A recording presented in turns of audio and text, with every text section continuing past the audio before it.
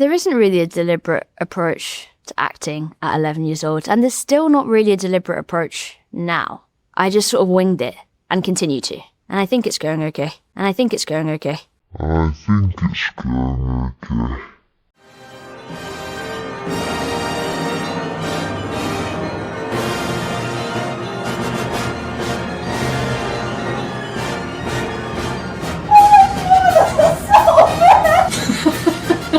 pretty standard.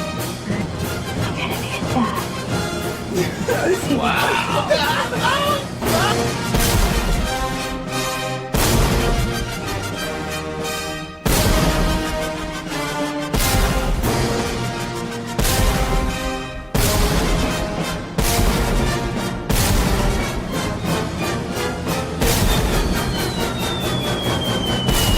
No one loves these characters more than we do.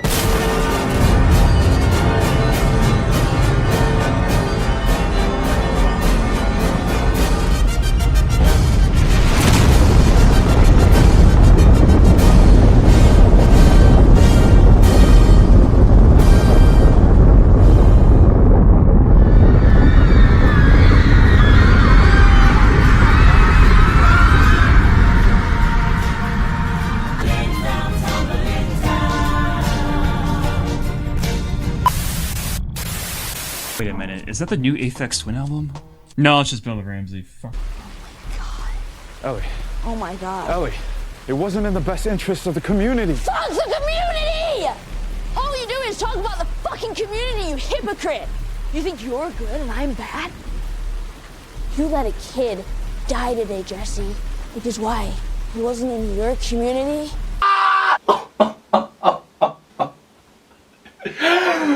You think you're good and I'm bad? What's up, Dork? Brett Bukowski? That's me, Brett Bukowski. Brett Mustard Fly.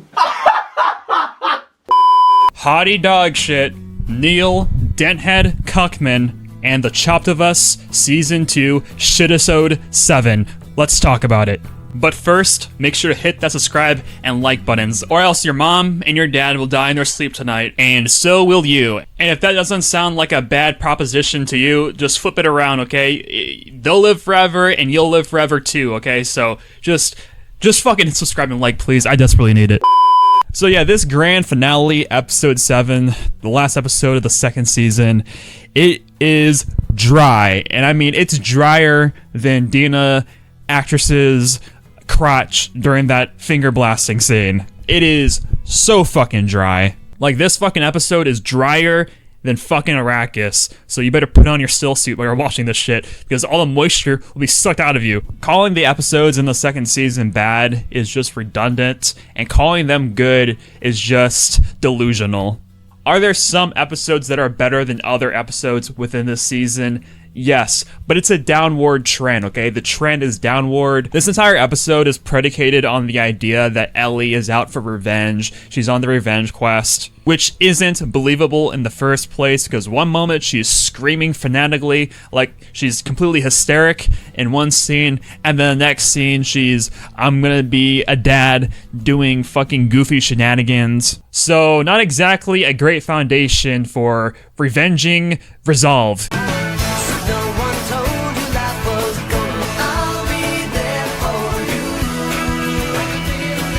Yep.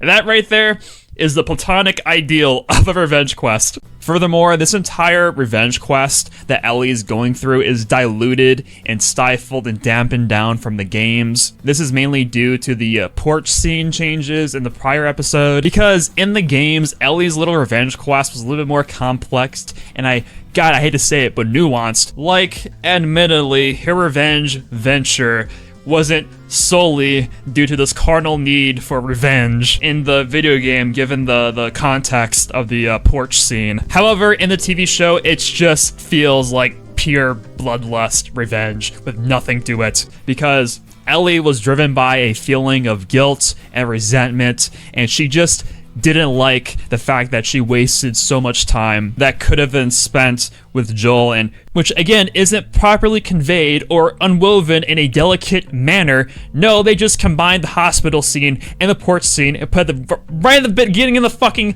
TV series. Like, what? Like, when Ellie was going on that murderous tirade, that murderous revenge quest through Seattle, there was breaks in the pacing with nice, wholesome moments and flashbacks that she had with Joel. A stark contrast to not only the surroundings and her current actions, but on the perceived final note that they left on, which was, you know, her telling Joel that she doesn't need his fucking help. And that final revelation, that final resolution at the end, the tail end of that game, was very well executed and very well done. I'll give Cuckman, I'll give Hottie Dog shit that. Her little tirade in Seattle was kind of a way for her to cope, for her to project her feelings of just anger towards herself and what she did onto others, kill them in order to, I don't know, try to reconcile Joel in a really weird way and to make herself feel like something's getting accomplished. And again, at the very tail end, when Ellie learns to accept herself, her actions, what she did, and to accept Joel and to like leave him behind or whatever. The scene came afterwards, the porch scene, which recontextualizes everything in the game. It's a very, very, very emotionally impactful moment. It's a very good moment, but of course they just had to fucking ruin it like they always do. Similarly, in this episode, Ellie gets saved by not one, but two Deus Ex Machina events that are like completely inconsequential to the plot. Two random Deus Ex Machina detours. First, Ellie gets like pummeled by this tsunamic wave crafted by Poseidon himself, and she somehow survives it.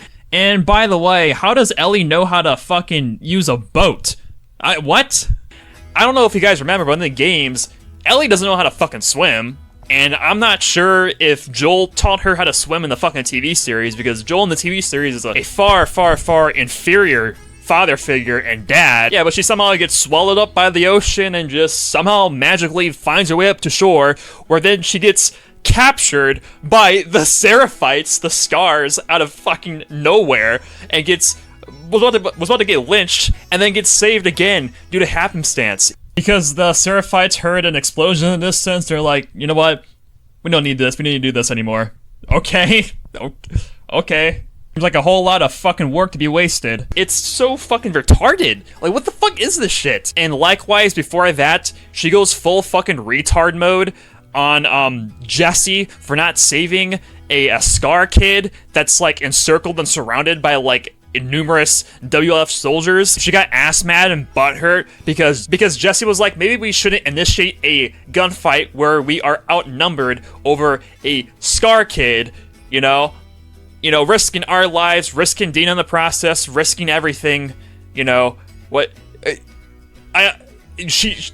in the show is just fucking retarded and has like zero survival skills or anything and acts like she was born fucking yesterday in the modern world and just got fucking got thrown into the apocalypse out of nowhere. By far the craziest part of this episode is when Ellie kills Mel and Owen, and Abby just somehow shows up and knows where she is in the same night. She shows up in the same night, and she gets inside the theater. Somehow, I don't know how she did it, considering that she's a 5'3" scrawny midget woman, and everything's barricaded, and everything plays out as it did in the game. And despite Abby's actress's frame, she does play the role convincingly, shockingly enough. And for those who haven't played the video game, basically what happens is that in the second half of the video game, you follow Abby's point of view after that scene where they're trying to find Joel, and you know, basically you just play through Abby's side of the story. Furthermore, when Ellie kills Mel in this episode, Mel basically pleads her to do an emergency C-section before she dies so her baby doesn't die. And you gotta wonder, like, why the fuck would she want this crazy Bella Ramsey looking ass Ellie to raise your kid and do a very, very, very, very, very hard, very precise surgery on you with no prior experience? Well, I guess it makes sense given Mel's temperament and attitude and philosophical outlook to being a pregnant woman. Because in the games, let me tell you, she does not give a fuck. In addition to that, this episode gives you an insight to the upcoming, Scar fucking WLF fucking battle / war. I guess it's a battle, and because they've already been in war, but this battle that's gonna happen, and I gotta say, I hate to say this, actually, I don't give a fuck anymore. The WLF, the Scars, Isaac, all these motherfuckers are boring. They're boring. Dude, I've seen more interesting and complex fucking clan battles on Roblox with more interesting fucking characters. Like, honestly, there's not much else to talk about with regard to this episode. This episode is so boring, bland, and stale. It's like talking about a bottle of lukewarm water. It's just, I don't even know what to say. I guess there are some Emmy-worthy moments in this episode, like always.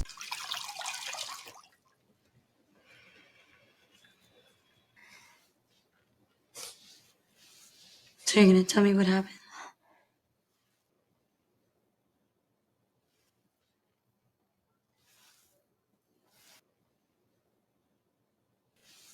So you're gonna tell me what happened?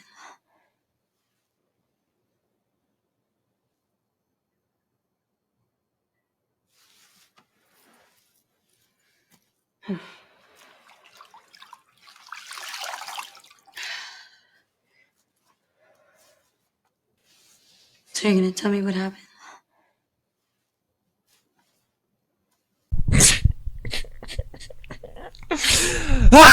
Anyways, there's also some top-notch, riveting, amazing dialogue, as always. That's weird. I don't know why. Yes, you do. I'm not stupid and I'm not blind. Fuck. Oh shit, you were guessing? Look, she's obviously gonna tell you. So just act surprised, okay? None of this has to change things between us. Anyways, this episode is the platonic ideal of boredom. This episode was the most wet fart, stifled, dampened, wet fart finale for a season of a TV show that I've ever seen. This shit was limp-wristed, so fucking boring. Anyways, I guess that's it for today's video, and I guess I'll finish off the video with an OD to this season, the second season of The Chopped of Us. An OD to Bella Ramsey and her fatherhood, and as a way to finish this fucking video that was at least more interesting than this fucking episode. So, yeah. Ludwig, play that shit.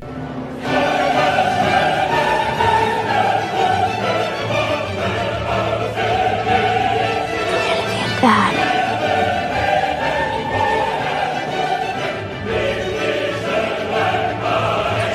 Dad.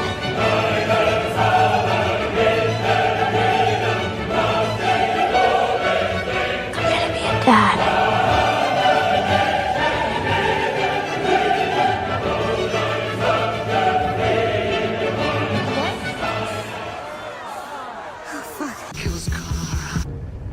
Because I think that's what we got. Dreams have become IDs.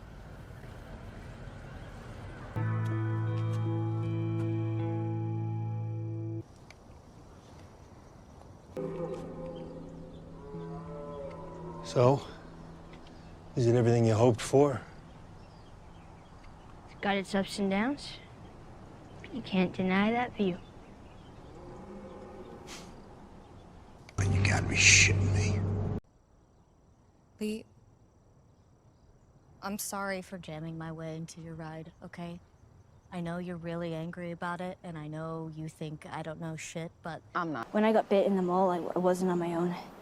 My best friend was there. And she got bit too. Oh my god. 2 days. Shut the fuck up. We didn't know what to do, and she says, we can just wait it out. Be all poetic and just lose our minds together. Oh my god. 2 days. Shut the fuck up. And then she did. And I had to.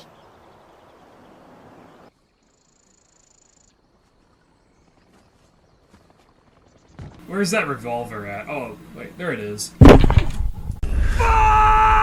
There's still not really a deliberate approach now. Yo, is this person fucking retarded?